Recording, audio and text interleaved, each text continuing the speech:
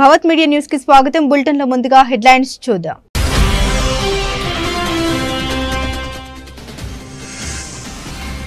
పహల్గాం దాడిపై తొలిసారి స్పందించిన అమెరికా అధ్యక్షుడు. కశ్మీర్ ఉద్రిక్తతకు భారత్ పాక్లు సామరస్యపూర్వకంగా పరిష్కరించుకుంటాయన్న ట్రంప్.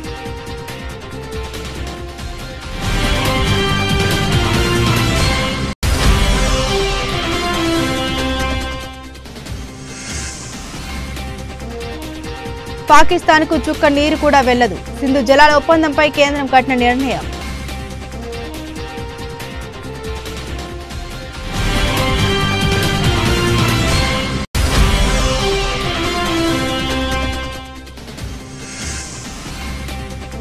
పహల్గాం దాడికి నిరసనగా హైదరాబాద్ లో కొవ్వొత్తుల ర్యాలీ. పీఓకేను భారత్ లో కలిపేయంటూ ప్రధాని మోదీకి సీఎం రేవంత్ రెడ్డి విజ్ఞప్తి.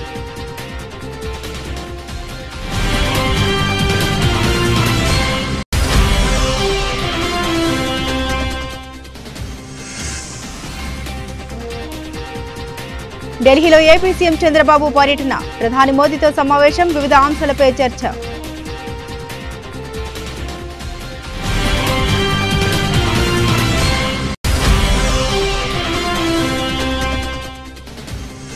దాయాది పాకిస్తాన్ వెన్నులో వణుకు కొట్టేలా భారత్ చర్యలు ఉంటాయన్న కేంద్ర మంత్రి బండి సంజయ్. పహల్గాం ఘటన ఉగ్రవాదుల రాక్షసత్వానికి పరాకాష్టాని వ్యాఖ్య.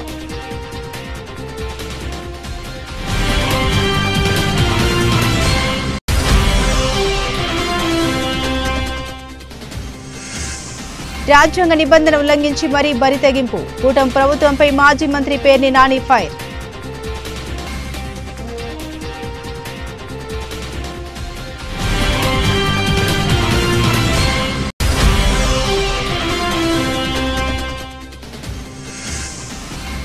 హైదరాబాద్ లో 208 మంది పాకిస్తాన్ భారతీయులు. ఈ నెల 27లోగా వెళ్లిపోవాలని ఆదేశించిన తెలంగాణ డీజీపీ.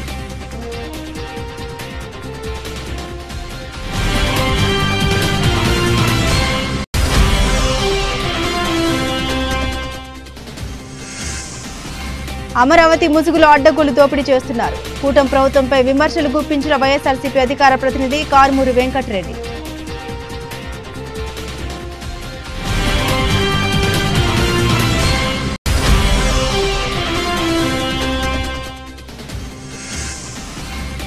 తెలంగాణ ప్రజలను నిండా ముంచి హైదరాబాద్ కు వస్తున్న మీకు సుస్వాగతం.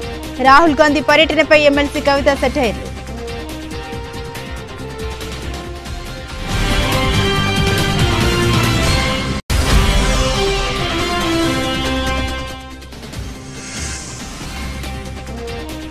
తిరుమలలో రద్దీ. 26 కంపార్ట్మెంట్లలో వేచి ఉన్న భక్తులు.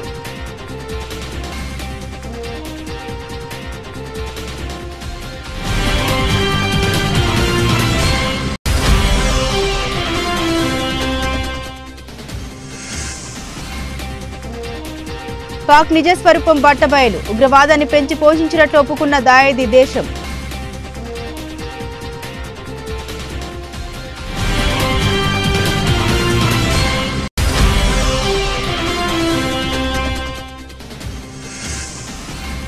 చెన్నైని ఓడించి చరిత్ర సృష్టించిన హైదరాబాద్. గత రాత్రి జరిగిన మ్యాచ్లో సన్ రైజర్స్ హైదరాబాద్ జట్టు 5 వికెట్ల తేడాతో విజయం.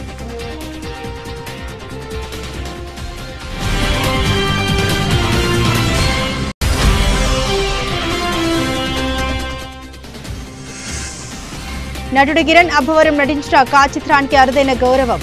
దాదాసాహెబ్ ఫాల్కే ఫిల్మ్ ఫెస్టివల్లో కా నామినేట్.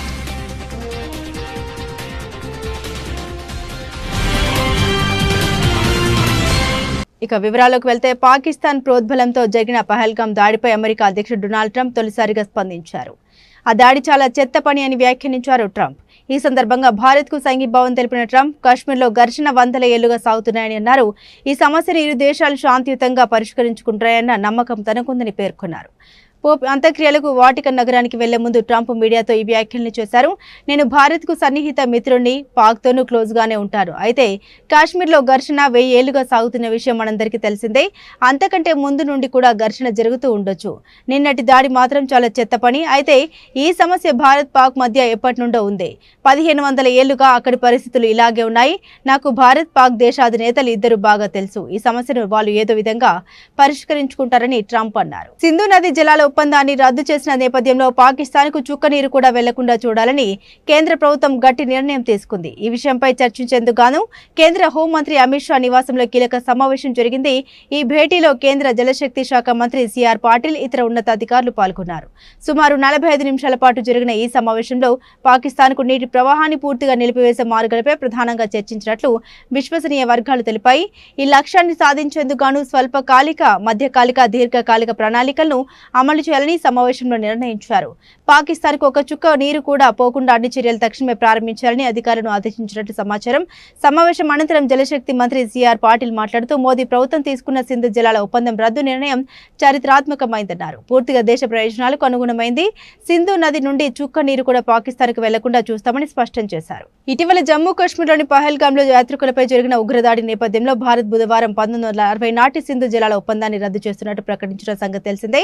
దీనికి కొనసాగింపుగా కేంద్ర జలశక్తి మంత్రిత్వ శాఖ కార్యదర్శి దేబశ్రీ ముఖర్జీ గురువారం పాకిస్తాన్ జలవనరుల మంత్రిత్వ శాఖ కార్యదర్శి సయ్యద్ అలీ ముర్తాజాకు అధికారికంగా లేఖ రాశారు. ఒప్పందాన్ని తక్షణమే రద్దు చేస్తున్నట్లు ఆ లేఖలో స్పష్టం చేశారు. జమ్మూ కాశ్మీర్లోని పహల్గాంలో జరిగిన ఉగ్రదాడికి గట్టిగా బదులివ్వాలని ముఖ్యమంత్రి రేవంత్ రెడ్డి కోరారు. పాక్ ఆక్రమిత కాశ్మీర్ను భారత్లో కలిపివేయాలని ప్రధాని మోదీకి విజ్ఞప్తి చేశారు. ఇలాంటి చర్యలకు భారతీయులంతా మద్దతుగా ఉంటారని తెలిపారు. ఉగ్రమూకలకు గట్టిగా జవాబు ఇవ్వాలని మోదీకి సూచించారు రేవంత్ రెడ్డి. పహల్గాం ఉగ్రదాడిని నిరసిస్తూ హైదరాబాద్ లో కొవ్వొత్తుల ర్యాలీ నిర్వహించారు. పీపుల్స్ ప్లాజా నుండి నెక్లెస్ రోడ్లోని ఇందిరాగాంధీ విగ్రహం వరకు ప్రదర్శన చేపట్టారు. ఈ కార్యక్రమంలో ముఖ్యమంత్రి రేవంత్ రెడ్డి, డిప్యూటీ సీఎం మల్లు భట్టి విక్రమార్క సహా పలువురు మంత్రులు, ఎమ్మెల్యేలు, ఎమ్మెల్సీలతో పాటుగా భారత్ సమ్మిట్ 2025కు వచ్చిన పలువురు విదేశీ ప్రతినిధులు కూడా పాల్గొన్నారు. इस देश प्रधानमंत्री नरेंद्र मोदी जी से एक ही गुजारिश है, ये ऐसे मौके पे जो आतंकवादी अपने देशवासियों के ऊपर हमला किए, ऐसे हमला को हम सब इकट्ठा होकर 140 करोड़ लोग हम सब मिलके मुंह तोड़ जवाब देने का वक्त आए। इसीलिए आज तेलंगाना राज्य से 4 करोड़ जनता और दुनिया सबसे कम 100 देशों का उनके प्रतिनिधि यहाँ पर हाजिर होकर अपने साथ जोड़ के आतंकवादियों के खिलाफ लड़ने के लिए हमको मदद दिए। हम लोग सब मिलके इस देश प्रधानमंत्री को हम मदद देंगे। प्रधानमंत्री जी मोदी जी 1967 चीन ने अपने देश के ऊपर हमला किए तो इंदिरा जी ने मुंह तोड़ जवाब दिए। उसके बाद पाकिस्तान 1971 में इस देश के ऊपर हमला किए तो इंदिरा जी ने पाकिस्तान को मुंह तोड़ जवाब देकर एक धक्का में 2 टुकड़े किए पाकिस्तान को, एक बांग्लादेश दूसरा पाकिस्तान। उस वक्त अटल बिहारी वाजपेयी जी ने ये कहा, इंदिरा जी को दुर्गा माता ने कहा, आप दुर्गा माता के भक्त हो, हमें पता है, दुर्गा माता को याद करो। अभी पाकिस्तान के ऊपर जो हमला करना है, जो भी करना है आप आगे करो।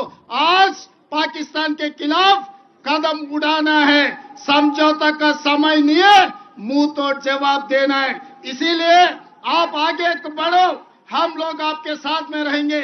140 करोड़ भारतीय वासियों आपके साथ है। पीओके को पाकिस्तान को 2 टुकड़ा करो, पाक ऑक्युपाइड कश्मीर हिंदुस्तान में मिला दो, हम साथ में रहेंगे। आप दुर्गा माता के भक्त हो ना, इंदिरा जी को याद करो। आज जो मुंह तोड़ जवाब आतंकवादियों को देने के लिए हम लोग यहाँ हैदराबाद शहर में, हम लोग नेकलेस रोड में यहाँ इकट्ठा हो गए, हम आपको मदद देंगे। अभी राजनीति करने का समय नहीं है। ఉగ్రవాదంపై పోరాటంలో కేంద్ర ప్రభుత్వానికి ఆంధ్రప్రదేశ్ ప్రజలు ప్రభుత్వం అండగా నిలుస్తారని, ఉగ్రవాదులకు సరైన సమాధానం చెప్పేలా కేంద్రం తీసుకునే ఎలాంటి నిర్ణయానికైనా కట్టుబడి ఉంటామని ముఖ్యమంత్రి చంద్రబాబు ప్రధాని నరేంద్ర మోదీతో అన్నారు. పహల్గాంలో జరిగిన భయంకరమైన ఉగ్రదాడి తనను తీవ్ర ఆవేదనకు గురిచేసిందని తెలిపారు. నేడు ఢిల్లీలో ప్రధాని నరేంద్ర మోదీని కలిసిన ముఖ్యమంత్రి చంద్రబాబు ఈ మేరకు తన సంఘీభావాన్ని వ్యక్తపరిచారు. ఉగ్రవాదులది పిరికి పంద చర్య అని, హింసను ఖండిస్తున్నామని ఈ సందర్భంగా అన్నారు.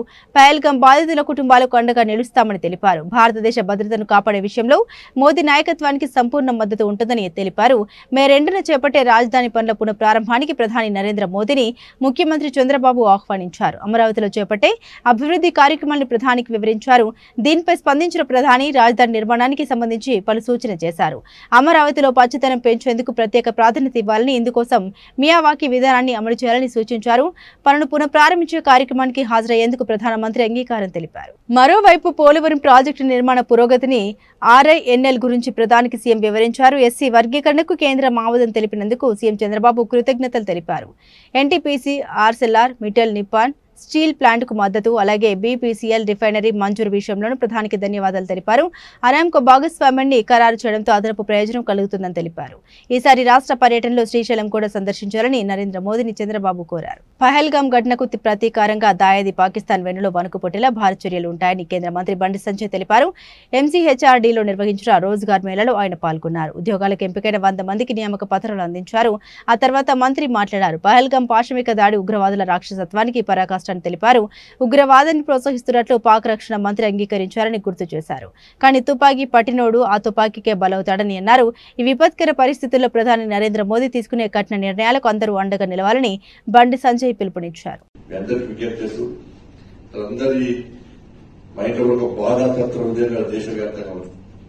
చాలా మంది మన పహల్గాంలో జరిగినటువంటి సంఘటన అందరూ తెలిసింది. కానీ దాన్ని దృష్టిలో ఉంచుకొని రోజ్గార్ మేళను వాయిదా వేయాలని చెప్పి ఆలోచన మోడీ రాలేదు. ఇది కూడా దేశ అభివృద్ధిలో ఒక భాగస్వామి. మీరు అందరు జాబ్స్ ఇవ్వడం కూడా, మీ అందరికి జాబ్ చేయడం కూడా ఒక మంచి ఆలోచన. కాబట్టి ఈరోజు ఎలాంటి ఆడంబరాలు లేకుండా మనం సీరియస్గా ఈ కార్యక్రమం చేస్తాం. చాలా మంది తుపాకీ ద్వారా ఏదో సాధించాలని చెప్పి తుపాకీ చేతబట్టిన వారందరూ కూడా ఆ తుపాకీకే బలైన విషయాన్ని మనం గుర్తించుకోవాల్సిన అవసరం.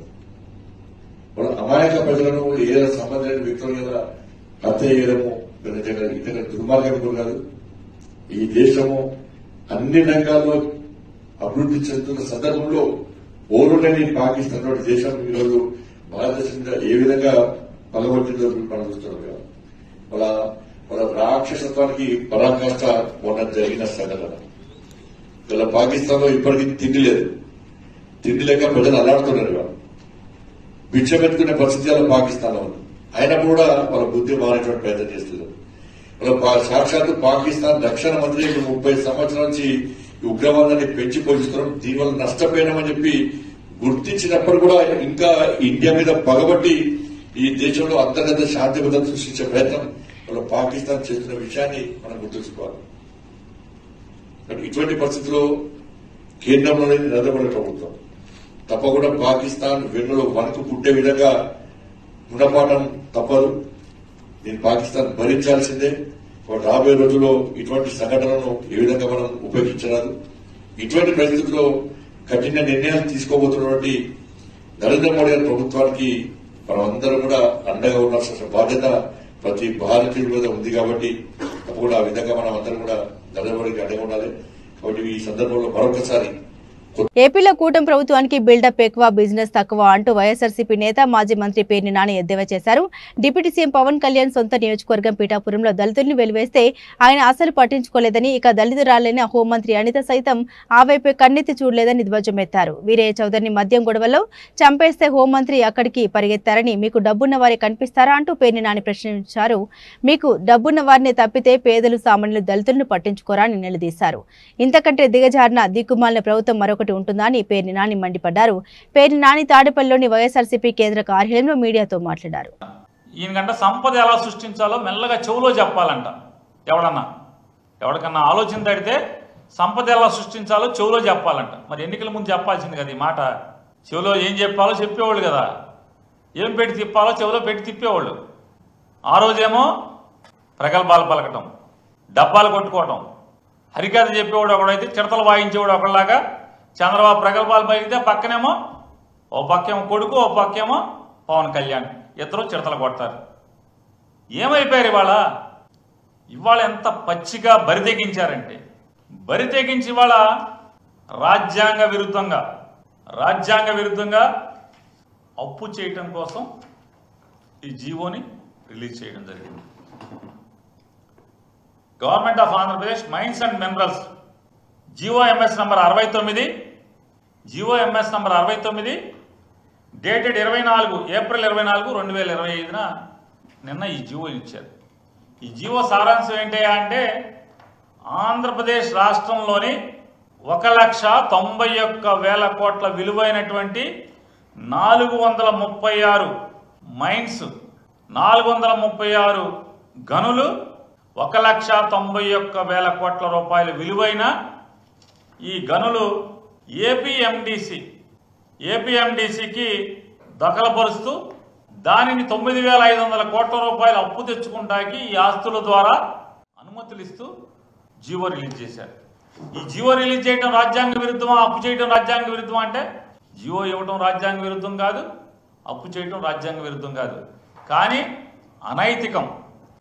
జగన్మోహన్ రెడ్డి గారు రాబోయే ఆదాయాన్ని చూపించి అప్పులు చేశాడు అని చెప్పి అవాకులు చవాకులు పేలినటువంటి పేపర్లు కానీ టీవీలు కానీ ఒక్కడు నోరెత్తట్ల. ఇవాళ ఆంధ్రప్రదేశ్ రాష్ట్ర ఖనిజాభివృద్ధి సంస్థకి రాబోయే పదులు, అది 10 ఏళ్ళ 20 ఏళ్ళ రేపు మాపో తెలుస్తుంది మనకి. ఈ 9,500 కోట్ల రూపాయలు సుమారుగా 9%, 10%, 12% ఇంక వడ్డీ కూడా తేలుతుంది రేపో మాపో. ఈ వడ్డీకి అప్పు తేవటం అనేది అంటే జగన్మోహన్ రెడ్డి గారు చేస్తేనేమో బూతు, ఈ పసుపు పత్రికలు పసుపు టీవీలన్నీ కూడా గోలగోల చేస్తాయి. పొద్దున ఒక డిబేటు, సాయంత్రం ఒక డిబేట్ పెట్టి ఈ ఎవడగాడు వచ్చి అసలు మామూలు మెల్లో కండువాలు, నెత్తి మీద కర్చీపులు, టోపీలు పెట్టుకుని ఇష్టారాజ్యంగా మాట్లాడారు. ఇవాళ పెట్టండి డిబేట్ దీని మీద. ఈ హైదరాబాద్ నగరంలో 208 మంది పాకిస్తాన్ భారతీయులు నివసిస్తున్నారని తెలంగాణ డీజీపీ జితేందర్ తెలిపారు. నగరంలో ఉన్న పాకిస్తాన్ భారతీయుల వీసాలన్నీ రద్దు అయ్యాయని వెల్లడించారు. ఈ నెల 27వ తేదీలోపు వారు ఈ ప్రాంతం నుండి నిష్క్రమించాలని హెచ్చరించారు. అటారీ సరిహద్దు ఈ నెల 30వ తేదీ వరకు మాత్రమే తెరిచి ఉంటుందని పేర్కొన్నారు. ఈ నెల 30వ తేదీ తర్వాత దేశంలో ఎవరైనా ఉంటే వారిపై చట్టపరమైన చర్యలు తీసుకుంటామని హెచ్చరించారు. ఈ నెల 27వ తేదీ నుండి పాకిస్తాన్ వీసాలు పనిచేయవని స్పష్టం చేశారు. వైద్య వీసా కలిగిన వారికి నెల 29 వరకు మాత్రమే గడువు ఉందని తెలిపారు. దీర్ఘకాలిక వీసా ఉన్న వారికి నిబంధన వర్తించదని స్పష్టం చేశారు. పహల్గామ్ ఉగ్రదాడి నేపథ్యంలో కేంద్రం ఆదేశాల మేరకే నగరంలోని పాకిస్తాన్ భారతీయులకు డీజీపీ ఈ హెచ్చరికలు జారీ చేశారు. అమరావతి రాజధాని ముసుగులో చంద్రబాబు తన బినామీలకు అడ్డగోలుగా దోచిపెడుతున్నారని వైఎస్ఆర్సీపీ అధికార ప్రతినిధి కారుమూరి వెంకటరెడ్డి మండిపడ్డారు. శనివారం ఆయన మీడియాతో మాట్లాడుతూ అమరావతి ఐకానిక్ టవర్స్ నిర్మాణం కోసం పిలిచిన టెండర్లు చూస్తే చదరపు అడుగుని దాదాపు డబ్బులు చేసేశారని తప్పుబట్టారు. అలాగే మొబిలైజేషన్ అడ్వాన్స్ కూడా ఇచ్చేసి తమ కమిషన్లను కూటమి నేతలు తీసేసుకుంటున్నారని ఆరోపించారు. ఈ దోపిడీ ఇంతటితో ఆగేలా లేదని ఆగ్రహాన్ని వ్యక్తం చేశారు. గతంలోని ఇలాగే చంద్రబాబు అమరావతి పేరు చెప్పి తన బినామీలకు దోచిపెట్టారని ఫైర్ అయ్యారు. చంద్రబాబు పాపం పండే రోజు వస్తుందని ప్రజలు తగిన సమయంలో ఆయనకు గుణపాఠం చెబుతారని కారుమూరి వెంకటరెడ్డి హెచ్చరించారు. చంద్రబాబు నాయుడు గారి ప్రభుత్వం, చంద్రబాబు నాయుడు గారు వాళ్ళ బినామీలకు ఎలా దోచిపెడతా ఉన్నారు, ఈ ప్రభుత్వంలో అడ్డగోలుగా దోపిడీ ఎలా జరుగుతుందో మనం అనేక సందర్భాల్లో చూసాం. ఈ 11 నెలల కాలంలో అంతకుముందు 2014 to 2019 మధ్య కూడా ఇలానే ఏ విధంగా దోపిడీ చేశాడో చూసాం. ఇప్పుడు అంతకు రెట్టింపు దోపిడీ ఇప్పుడు జరుగుతా ఉంది. ఆ దోపిడీలో భాగంగా ఐకానిక్ టవర్స్ అనేది అమరావతిలో నిర్మిస్తున్నామని చెప్తూ టెండర్లు ఏదైతే పిలిచారో ఆ టెండర్లు చూస్తేనే మనకు అర్థమవుతా ఉంది. ఎందుకంటే మొన్నటికి మనం చూసాం కిలోమీటర్ రోడ్డు వేయడానికి 63 కోట్లు అని చెప్పి. అలానే ఇప్పుడు చూస్తే ఇక్కడ సచివాలయానికి సంబంధించినటువంటి దాంట్లో సచివాలయం 1, 2, సచివాలయం 3, 4 టవర్లు, సీఎం ఆఫీసు, మినిస్టర్ కార్యాలయాలు అని చెప్పి ఇంకొక టవర్, మొత్తం 5 టవర్లకు సంబంధించి వీటిని ఐకానిక్ టవర్స్ అనే పేరు పెట్టి ఈ 5 టవర్లకు సంబంధించి 2018వ సంవత్సరంలోనే వీళ్ళు టెండర్లు పిలిచారు. 2018 ఏప్రిల్ 26న ఒక చదరపు అడుగు 4,350 రూపాయల ఖర్చుతో 2,271 కోట్లు ఖర్చు అయింది మొత్తం అని ఈ 5 టవర్లకి. 2,271 కోట్లు అని చెప్పి ఆ రోజు చెప్పి ఇప్పుడు దాన్ని 4,688 కోట్లకు పెంచుతూ చదరపు అడుగు 4,350 నుంచి 8,981, అంటే దాదాపుగా 9,000 ఒక చదరపు అడుగు అయ్యిద్ది ఖర్చు అని చెప్పి 4,688 కోట్లకి టెండర్లు పిలిచారు. 10% మొబిలైజేషన్ అడ్వాన్స్ కూడా ఇచ్చారు. ఈ రాష్ట్ర చరిత్రలో మొబిలైజేషన్ అడ్వాన్స్ ఇవ్వడం ఎక్కడా ఉండదు, ఎక్కడా లేదు, జరగలే. ఫస్ట్ టైం మొబిలైజేషన్ అడ్వాన్స్లు ఇచ్చి 8% మళ్ళీ కమిషన్ రూపంలో వెనక్కి తీసుకునేటటువంటి కార్యక్రమం. ఈ దోపిడీ ఎంతటితో ఆగిద్దా అంటే ఎంతటితో కూడా ఆగదు. ఇంకా ఇంకా అందనంత ఎత్తులో ఆకాశం అంత దోపిడీగా దీన్ని మనం చెప్పుకోవచ్చు. ఎందుకంటే అంతకుముందు కూడా మనం చూస్తే తాత్కాలిక సచివాలయం నిర్మాణానికి అప్పుడు చదరపు అడుగు 3,350 రూపాయలు అయ్యిద్దని చెప్పి 201 కోట్లే అని చెప్పి ముందు ఇచ్చారు. ఇచ్చిన తర్వాత 1,151 కోట్లుగా దాన్ని చూపించి బిల్లులు కూడా చెల్లించారు. ఇది షాపూర్జీ, పల్లంజీ అండ్ ఎల్ఎన్టీలకి చెప్పిందేమో 201 కోట్లు అయ్యిద్దని, 1,151 కోట్లు అయిందని చెప్పి బిల్లులు చూపించి చదరపు అడుగు 19,183 రూపాయల చొప్పున చెల్లించారు. ఆ రోజుల్లో ఎంత అడ్డగోలు దోపిడీయో చూడండి. ఇప్పుడు కూడా మీరు చూస్తే సచివాలయం 1-2 టవర్లకి 932 కోట్ల రూపాయలు అంతకుముందు చెప్పింది. ఇప్పుడు దాన్ని 1,698 కోట్లకి ఇచ్చారు. సచివాలయం 3-4కు సంబంధించి 784 కోట్లు అప్పుడు చెప్తే ఇప్పుడు 1,488 కోట్లు. సీఎం ఆఫీసు, మినిస్టర్ కార్యాలయం 554 కోట్లు అయిందన్నారు, ఇప్పుడు 1,007 కోట్లు అని చూపించారు. అంటే 2,271 కోట్లు అయ్యిద్దని చెప్పి అప్పుడు చెప్పి ఇప్పుడు దాన్ని 4,688 కోట్లకి పెంచి ఇంకా ఇంకా పెంచుకుంటూ పోయి రాష్ట్రంలో ఉన్నటువంటి సంపదని అప్పులు తెచ్చి మరీ దోచుకోవాలి, అందనంత ఎత్తులో అప్పులు తేవాలి, అందనంత ఎత్తులో ఏదైతే దోచుకోవాలి, ఎవరికి తెలియనంత రీతిలో దోచుకోవాలనేటటువంటి ఏకైక లక్ష్యంతో ఈ ప్రభుత్వం పనిచేస్తా ఉంది. ప్రపంచంలోనే ఎక్కడా ఉండదు ఇంత దోపిడీ. ఈ రోజు ప్రపంచంలో ఉన్నటువంటి ఇంజనీర్లు ఆశ్చర్యపోతున్నారు ఈ రేట్లు చూసి. అమరావతిలో ఆ రోడ్డుకి 63 కోట్లు, కిలోమీటర్ రోడ్డుకి 63 కోట్లు, ఇది ఈ విధంగా అడ్డగోలు దోపిడీ చూసి ప్రపంచంలో ఉన్న ఇంజనీర్లు నివ్వెరపోతున్నటువంటి పరిస్థితి ఈ రోజు ఇక్కడ ఉంది. కాంగ్రెస్ నేత రాహుల్ గాంధీ తెలంగాణ పర్యటన నేపథ్యంలో బీఆర్ఎస్ ఎమ్మెల్సీ కల్వకుంట్ల కవిత సెటర్లు వేశారు. దారి తప్పి తెలంగాణకు వస్తున్న ఎన్నికల గాంధీ గారికి స్వాగతమని వ్యంగ్యంగా అన్నారు కవిత. మోసపూరిత హామీలు, అబద్దపు వాగ్దానాలతో తెలంగాణ ప్రజలను నిండా ముంచేసి హైదరాబాద్కు వస్తున్న రాహుల్ గాంధీకి సుస్వాగతమని విమర్శించారు. ఈ మేరకు ట్విట్టర్ ఎక్స్ వేదికగా రాహుల్ గాంధీకి ఎమ్మెల్సీ కవిత పలు ప్రశ్నలు సంధించారు. 16 నెలల పాలనలో ప్రజలను కాంగ్రెస్ ప్రభుత్వం రాజు రంపాన పెట్టిందని ఎమ్మెల్సీ కవిత అన్నారు. హైడ్రా, మూసీ పేరుతో పేద ప్రజల మీదికి బుల్డోజర్ పంపిందని, లగచర్ల బంజారా ఆడబిడ్డలపై అర్ధరాత్రి వేళ అఘాయిత్యానికి ఒడిగట్టిందని, సర్కారు దుశ్చర్యకు అడ్డంకిగా ఉన్నారని, బంజారా యువతపై 3rd డిగ్రీ ప్రయోగించిందని తెలిపారు. రేవంత్ రెడ్డి ప్రభుత్వం సాగించిన ఈ రాక్షస కాండను జాతీయ మానవ హక్కుల కమిషన్ నిర్ధారించిందని పేర్కొన్నారు. కరెంటు పోయిందని సోషల్ మీడియాలో పోస్టు పెడితే అరెస్టులు చేస్తున్నారని, వేధింపులకు గురి చేస్తూ బెదిరింపులకు పాల్పడుతున్నారని మండిపడ్డారు. కలియుగ దైవం శ్రీ వెంకటేశ్వర స్వామివారి దర్శనానికి భక్తులు పోటెత్తారు. వేసవి సెలవులకు తోడు వారాంతం కావడంతో తిరుమల కొండపై భక్తుల రద్దీ పెరిగింది. పిల్ల పాపలతో స్వామివారి దర్శనానికి వచ్చిన భక్తులతో క్యూ లైన్లు నిండిపోయాయి. శనివారం ఉదయం నాటికి 26 కంపార్ట్మెంట్లలో భక్తులు వేచి ఉన్నారని అధికారులు తెలిపారు. శ్రీవారి సర్వదర్శనానికి 12 గంటలు, 300 రూపాయల ప్రత్యేక దర్శనానికి 5 గంటల సమయం పడుతూ ఉందని చెప్పారు. కాగా శుక్రవారం 64,536 మంది భక్తులు వెంకన్నను దర్శించుకున్నారు. 30,612 మంది భక్తులు తరలినాలు సమర్పించినట్టు టీటీడీ తెలిపింది. మొక్కుల రూపంలో భక్తులు 3.37 కోట్లు హుండీలో స్వామివారికి సమర్పించుకున్నారని వెల్లడించింది. ఉగ్రవాదులకు మేము మద్దతు ఇవ్వట్లేదు, అసలు మా గడ్డపై ఉగ్రవాదులు లేరు అంటూ బుకాయిస్తూ వస్తున్న పాక్ నిజ స్వరూపం బట్టబయలైంది. ఉగ్రవాదుల్ని పెంచి పోషించినట్లు ఆ దేశమే మీడియా సాక్షిగా ఒప్పుకుంది. ఉగ్రవాదానికి మద్దతు ఇవ్వడం, నిధులు సమకూర్చడంలో పాకిస్తాన్కు సుదీర్ఘ చరిత్ర ఉందని స్వయంగా ఆ దేశ రక్షణ మంత్రి ఖవాజా ఆసిఫ్ అంగీకరించారు. పహల్గామ్ ఉగ్రదాడి తర్వాత భారత్తో నెలకొన్న ఉద్రిక్త పరిస్థితులపై పాక్ రక్షణ మంత్రి ఖవాజా మీడియాకు ఇంటర్వ్యూ ఇచ్చారు. ఈ సందర్భంగా జర్నలిస్ట్ అడిగిన ప్రశ్నలు సమాధానాలు ఇచ్చారు. ఉగ్ర సంస్థలకు నిధుల సమీకరణ, ఉగ్రవాదులకు శిక్షణ, మద్దతు వంటి అంశాలపై జర్నలిస్టు ప్రశ్నించగా ఆయన అసలు విషయం బయటపెట్టారు. అమెరికా, బ్రిటన్ సహా పశ్చిమ దేశాల కోసమే 3 దశాబ్దాల పాటు మేం ఈ చెత్త పనులన్నీ చేస్తున్నామని కుండబద్దలు కొట్టారు. ఇలాంటి పనులు చేయడం పొరపాటని తర్వాత అర్థమైనట్టు తెలిపారు.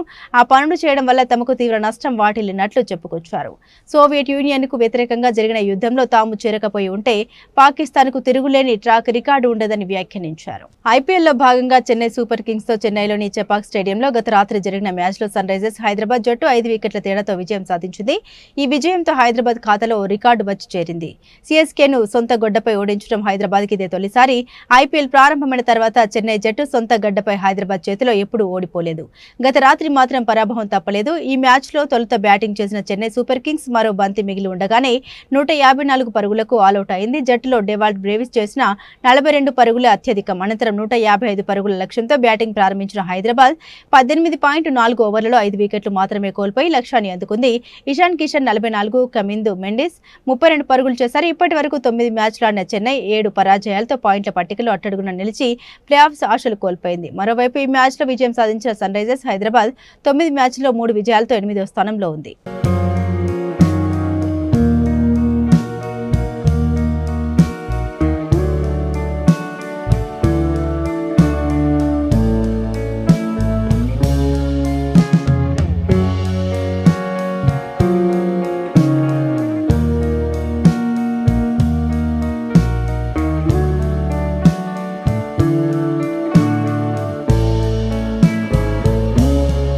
నటుడు కిరణ్ అబ్బవరం నటించిన ఆ చిత్రానికి అరుదైన గౌరవం లభించింది. 15వ ప్రతిష్టాత్మక దాదాసాహెబ్ ఫాల్కే ఫిల్మ్ ఫెస్టివల్లో ఈ సినిమా నామినేట్ అయింది. ఉత్తమ చిత్ర విభాగానికి నామినేట్ అయినట్లు చిత్ర బృందం ప్రకటించింది. ఢిల్లీ వేదికగా ఈ నెలాఖరున జరిగే వేడుకల్లో విజేతలు పురస్కారాలు అందుకోనున్నారు.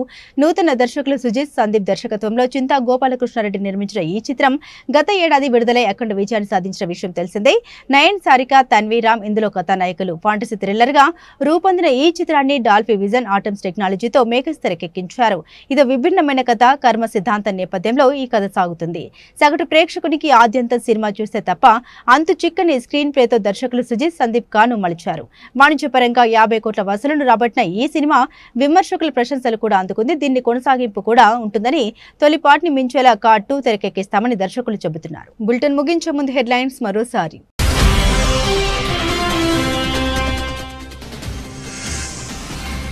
పహల్గాం దాడిపై తొలిసారి స్పందించిన అమెరికా అధ్యక్షుడు. కశ్మీర్ ఉద్రిక్తతకు భారత్ పాక్లు సామరస్యపూర్వకంగా పరిష్కరించుకుంటాయన్న ట్రంప్.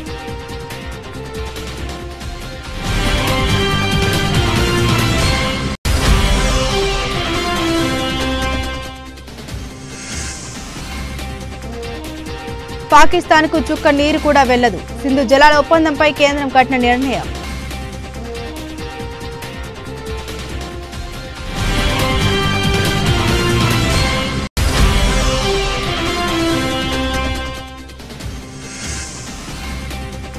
పహల్గాం దాడికి నిరసనగా హైదరాబాద్ లో కొవ్వొత్తుల ర్యాలీ. పీఓకేను భారత్ లో కలిపేయండంటూ ప్రధాని మోదీకి సీఎం రేవంత్ రెడ్డి విజ్ఞప్తి.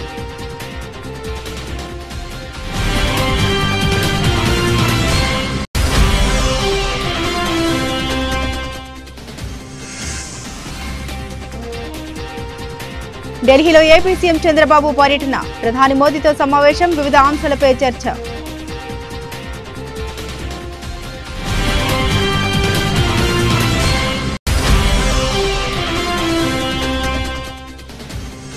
దాయాది పాకిస్తాన్ వెన్నులో వణుకు కొట్టేలా భారీ చర్యలు ఉంటాయన్న కేంద్ర మంత్రి బండి సంజయ్. పహల్గాం ఘటన ఉగ్రవాదుల రాక్షసత్వానికి పరాకాష్టాని వ్యాఖ్య.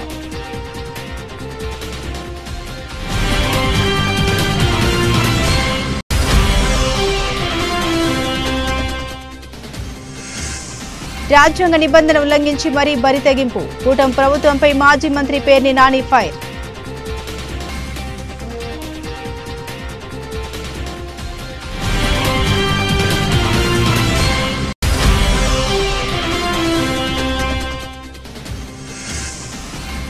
హైదరాబాద్ లో 208 మంది పాకిస్తాన్ భారతీయులు. ఈ నెల 27లోగా వెళ్లిపోవాలని ఆదేశించిన తెలంగాణ డీజీపీ.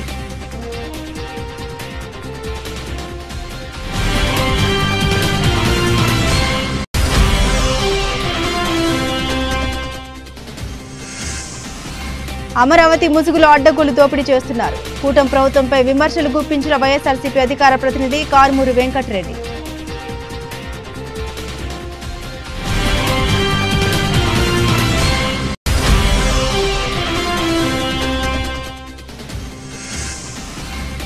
తెలంగాణ ప్రజలను నిండా ముంచి హైదరాబాద్ కు వస్తున్న మీకు సుస్వాగతం. రాహుల్ గాంధీ పర్యటనపై ఎమ్మెల్సీ కవిత సెటైర్లు.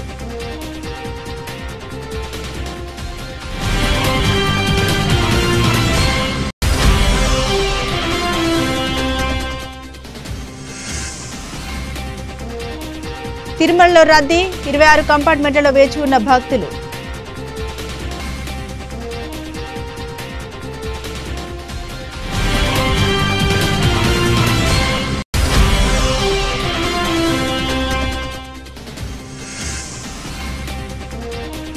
పాక్ నిజ స్వరూపం బట్టబయలు. ఉగ్రవాదాన్ని పెంచి పోషించినట్లు ఒప్పుకున్న దాయేది దేశం.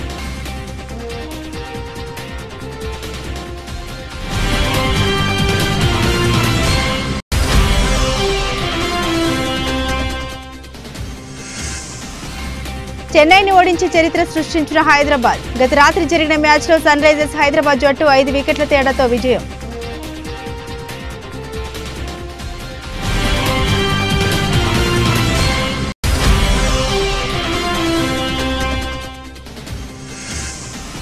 నటుడు కిరణ్ అబ్బవరం నటించిన కా చిత్రానికి అరుదైన గౌరవం. దాదాసాహెబ్ ఫాల్కే ఫిల్మ్ ఫెస్టివల్లో కా నామినేట్.